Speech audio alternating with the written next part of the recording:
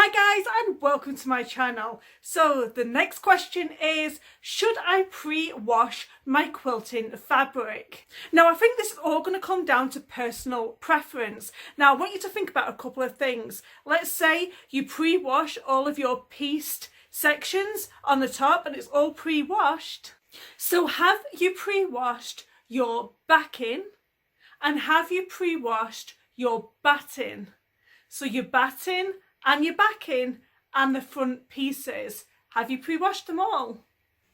Now the reason why I'm asking all this is because if you are going to pre-wash one set of fabrics, like you're going to pre-wash all the front side of it, and then you're going to have to pre-wash your backing and your batting, because there's going to be shrinkage in there. So if you don't pre-wash your batting, that's going to shrink. If you don't pre-wash your backing, that's going to shrink. So think about all of it. So if you're going to pre-wash one set, you have to pre-wash everything. So personally, do I pre-wash any of my quilts, my quilting fabric? No, I don't pre-wash any of that fabric.